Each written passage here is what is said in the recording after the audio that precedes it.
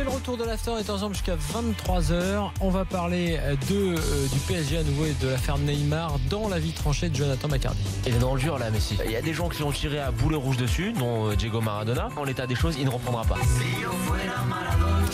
Alors, tu voulais parler du PSG bashing, oui. Et notamment de comparer. Il y a un peu deux poids deux mesures entre d'un côté, par exemple, Monaco, le Real, et de l'autre, le PSG. Écoute, alors aujourd'hui, la journée a été marquée par la bombe de la rumeur Mbappé qui aurait signé, enfin que Monaco serait prêt à vendre 180 millions d'euros au Real Madrid. Écoute, alors quand on a parlé de Neymar et de sa clause à 220 millions d'euros, qu'est-ce qu'on a entendu?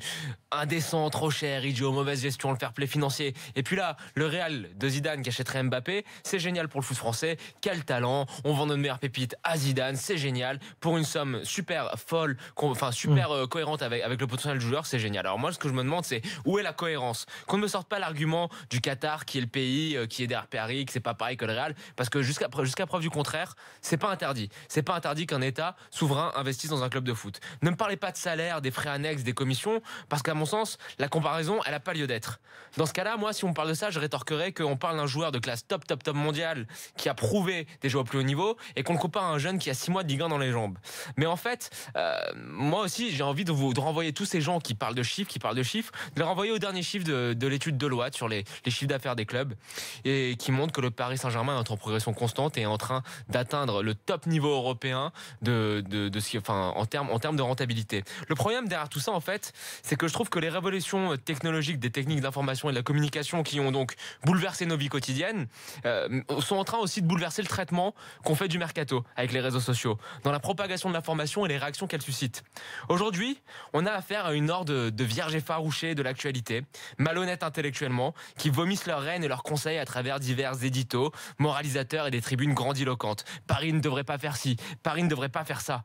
La vérité, ce qui se cache derrière tout ça, à mon sens, c'est que le Paris Saint-Germain de QSI, on va pas se voiler la face, il a jamais été accepté en France. Il a toujours été vu avec méfiance et cette peur de l'inconnu symbolisée par l'étranger qui rachète un des joyaux du football français. La mentalité bien française de la peur des ambitieux et de la peur de ceux qui osent nous a rattrapés. Et ça, on le voit bien quand on voit les réactions quand on voit les réactions au fait que Paris veut acheter Neymar.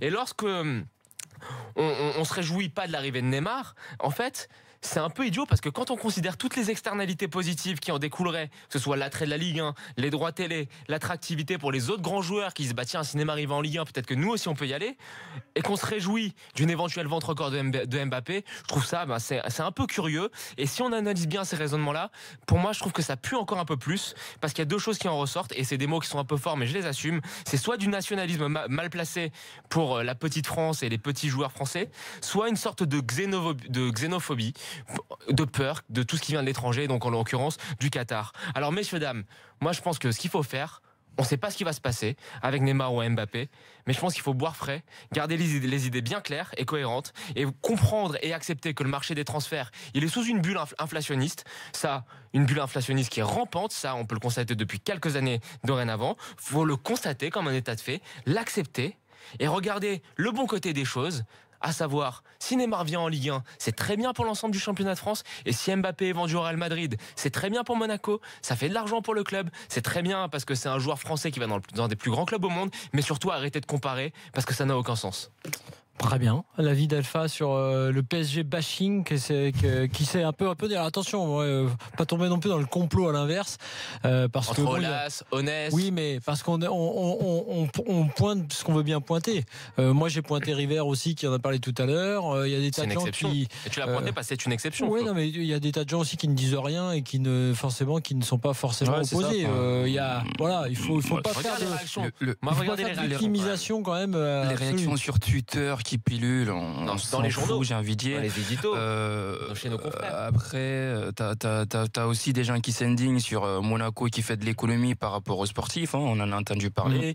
En France, on sait qu'on est très difficilement ouvert à l'étranger. Donc du coup, quand les entraîneurs étrangers viennent également, faut pas les prendre. On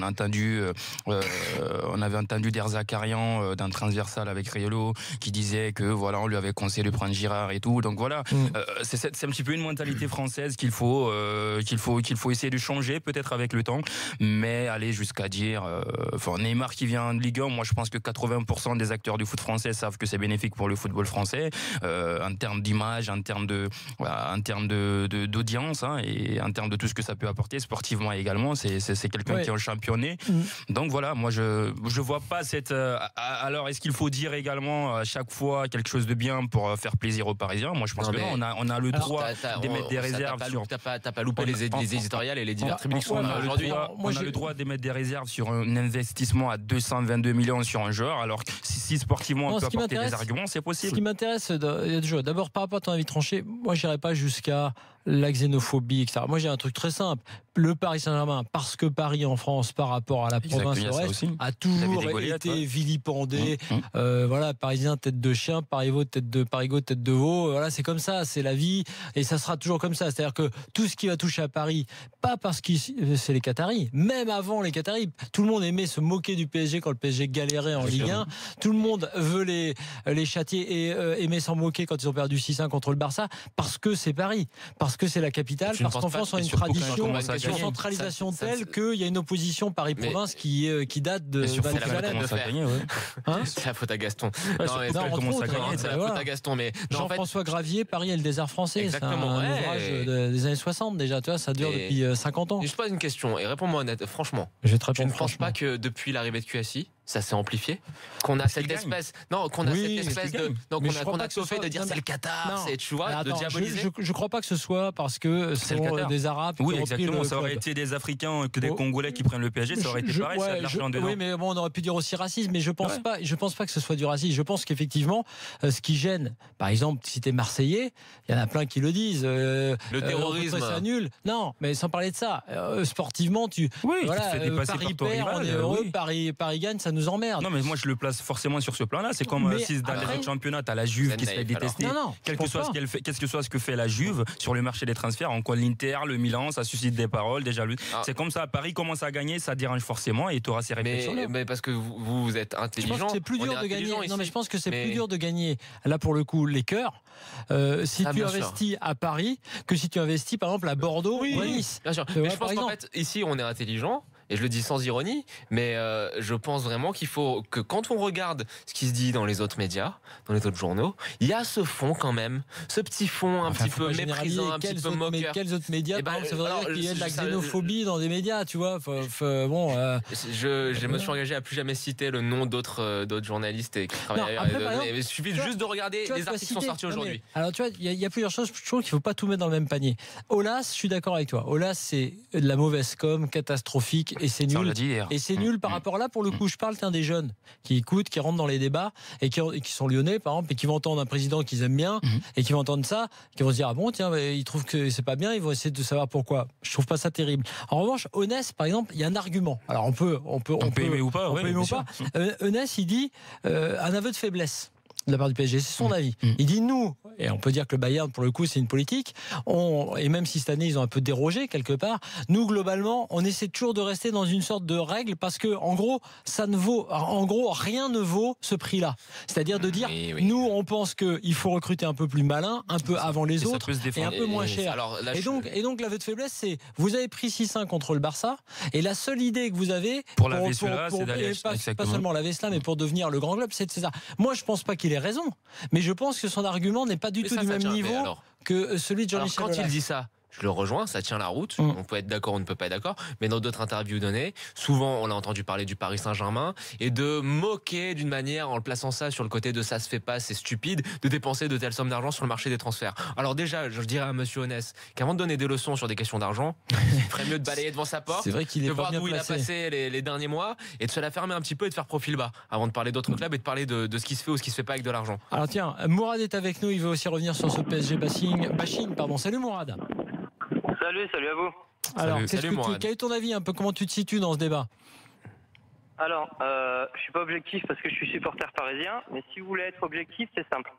Vous allez sur les grands médias, RMC... Et moi je pense l'OM, je te le rappelle. Ouais, il n'y a aucun problème. Alors, si on veut être objectif, on prend les faits. Je vais vous donner une astuce qui est simple, parce qu'il y a toujours les pro Paris Saint-Germain et les anti-Paris Saint-Germain. Vous prenez les médias principaux, RMC, l'équipe, SoFoot et compagnie. Vous allez sur les réseaux sociaux Et à chaque fois qu'il y a une info, un 6-1 comme un Barcelone, vous regardez les 100 premiers commentaires. C'est à 90% anti-Paris Saint-Germain. Après le 6-1 à Barcelone, je suis allé après le résultat qui est tombé sur l'équipe, à l'équipe.fr sur Facebook. 95% des commentaires.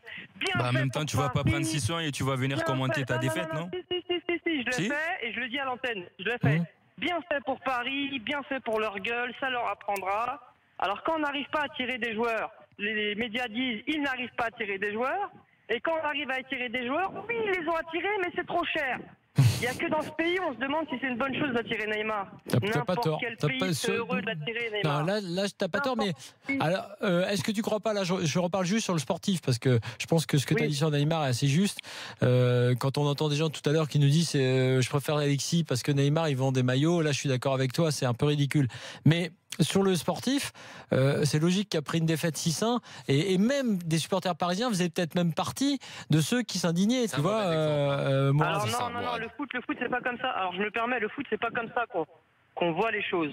Après le 4-0, si je suis intervenu sur RMC, si je demande à Daniel Riolo, à Bribois, à Larquet, à vous-même, à tout le monde, qu'est-ce qui doit changer au Paris Saint-Germain, vous dites tous, moi le premier, rien. Ah non, faux. Ni le président, faux. Ni le directeur sportif, on le réclame dans l'after.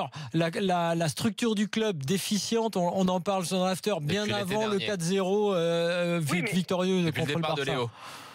Et 10 jours après, il faut virer tout le monde quand il y a eu 6-1. Et nous juste après, on vire pas Emery non plus dans l'after. Donc tu vois, c'est un mauvais exemple. C'est pas comme ça. Non mais le foot, c'est pas applaudir quand l'équipe gagne et virer tout le monde quand on perd. Moi j'ai vu, laissez-moi juste finir, j'ai vu l'ensemble des chroniqueurs sportifs dire qu'il fallait garder tout le monde après le 4-0 et 15 jours après dire qu'il fallait virer tout le monde. Le foot, c'est pas ça. Pas dans le même sac. C'est trop simple.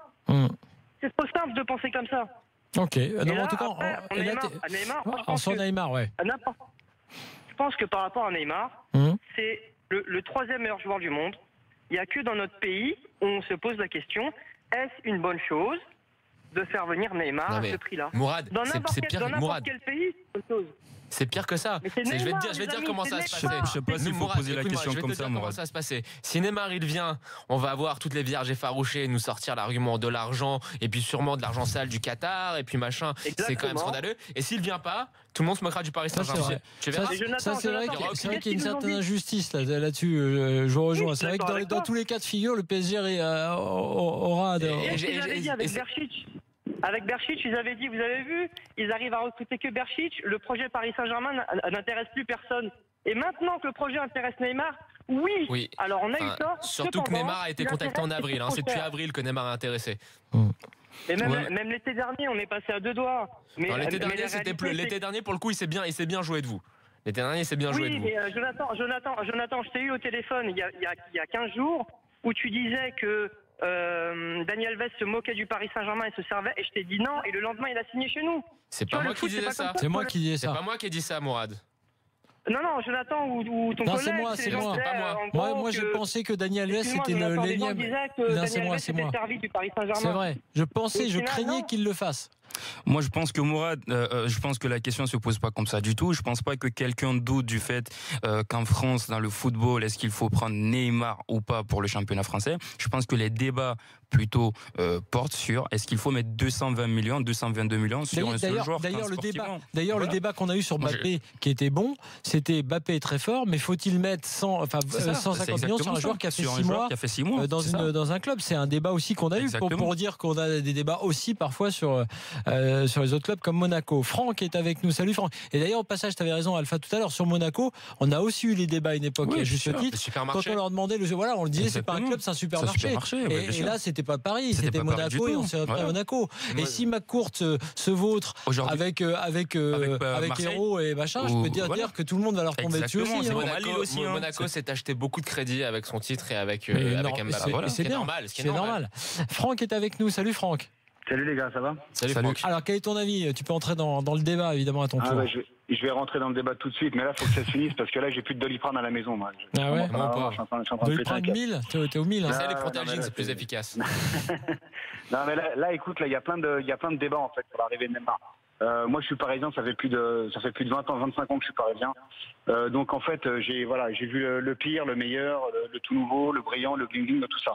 Ce qu'il faut retenir en fait sur l'arrivée de Neymar. De toute façon, t'as vu Diané, Pancrate et Di Maria, quoi. Et le but à Sochaux. Et puis là, on se prend la tête sur Neymar depuis 4 mois, alors que Saint-Maximin, il est quand même libre depuis 3 semaines. On s'emmerde. Enfin bon, bref.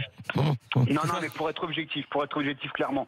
Voilà, tu l'as dit tout à l'heure. De toute façon, si on arrive à recruter. Si on arrive à recruter Neymar, ce sera exceptionnel, et dans le sens où de toute façon Paris est blindé, il peut, etc. Si on n'arrive pas à l'avoir, c'est une honte, ils ont voulu, machin, de toute façon voilà. Mais ça on s'en fout, dans les deux cas. De toute façon, on sera critiqué. Ça, on le sait. Maintenant, il faut passer à autre chose. T'es critiqué, c'est comme ça. Je suis d'accord avec toi. Je pense qu'il faut passer à autre chose. Il faut pas pleurer. Il faut passer à autre chose. Et moi, je passe à autre chose. Maintenant, moi, je pars du principe. Quand je te parlais des Doliprane tout à l'heure, voilà. Moi, s'il vient, je suis le plus heureux du monde. S'il vient pas, c'est pas grave. Il faut passer à autre chose. Je veux dire, personne n'est indispensable dans un club. Personne. Il faut que le club passe au-dessus des joueurs. Si c'est pas Neymar, ce sera Sanchez. Et si c'est pas Sanchez, si on avait dit au début du mercato que tu prenais Dani Alves et Alexis Sanchez, je peux te dire qu'on aurait été c'est ce qu'on avait dit, super content. Et là, tu veux que je te dise, et là, le pire de tout, là, c'est que si Neymar nous passe sous le nez et que c'est Sanchez qui vient chez nous, on va dire putain, les gars, on a presque juste un choix par défaut. C'est vrai que c'est terrible. Tu vois? Non mais tu vois jusqu'où on est venu, alors que Sanchez, t'as tous les clubs de Ligue 1, voire d'Europe qui se les arracheraient les uns après les autres. Franck, excuse-moi de te couper. Moi j'ai juste une question à te poser au fait, comme pour tous les supporters du PSG, parce que j'ai l'impression que quand on dit Neymar, quand on essaie d'analyser l'avenue de Neymar, on nous dit directement tu dis qu'il est pas un bon joueur, tu dis que c'est une pipe, tu dis que c'est pas bon pour la Ligue 1, mais on ne dit pas ça du tout. Moi je te demande en tant que supporter du PSG, avec 222 millions, tu attrapes dans les buts, tu as Matuidi au milieu de terrain, tu as quand même quelques chantiers à faire, tu les mets en entier sur Neymar ou tu dépenses pour avoir une équipe avec 222 millions. Je pose une question à Franck. Qui t'a dit que c'est avec 222 millions? Non, mais ce qu'il faut savoir sur Neymar, c'est que c'est pas seulement Neymar que vous achetez, c'est pas seulement un joueur de foot, c'est ça qu'il faut comprendre. C'est un peu comme Ibra à l'époque. D'accord, donc tu les mets, ta réponse est oui, tu les mets sur Neymar. Mais bien sûr, je les mets sur Neymar. Okay. Bien sûr, je les mets sur Neymar parce que à partir de Neymar, c'est pas seulement un numéro 9 que tu vas acheter, c'est pas seulement un ailier, c'est tout ce qu'il y a autour. C'est tout ce qui va arriver autour qui va engendrer tout ça. C'est tout ce qui va, c'est toute l'émulsion qui va se passer dans le vestiaire. Tous les mecs comme Verratti qui se la racontent depuis déjà plus de 6 mois. Quand des mecs comme ça, ils vont arriver, ils vont se la fermer. Tu vois, ça va amener comme une espèce de sérénité. Tous les joueurs là qui veulent partir de Paris, quand ils vont voir venir Neymar, ils vont se dire attendez les gars. Et là, tous les joueurs qui hésitaient à venir, Franck aussi. D'accord. Attendez, on va dire que le projet là, ça fait 6 mois qu'il va se filer un petit peu. Là, il y a Neymar qui arrive. Je pense que le projet il est sérieux les gars. Franck, donc on va peut-être s'y remettre. Tu sais, le terme qui répare à ce que je veux dire, c'est que je pense que ça vaut le coup de les mettre. D'une part parce que Alpha, tu ne sais pas si le Paris Saint-Germain n'a que 222 millions, mais surtout depuis le départ d'Ibrahimovic, tu as besoin d'une vraie figure de proue pour représenter ton projet. Et quelle plus belle figure de proue que Neymar. Allez, on va arrêter là parce que évidemment le débat s'enflamme et sur les réseaux sociaux également.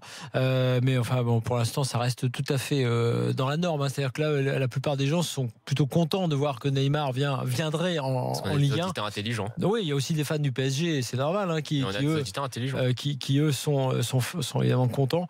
Merci Jonathan pour cet avis tranché. Je dis pas exactement comme c'est écrit parce qu'il y a des mots qu'on peut pas dire. Et enfin dit la vérité que beaucoup se refusent à voir Alexandre Deroy. Voilà.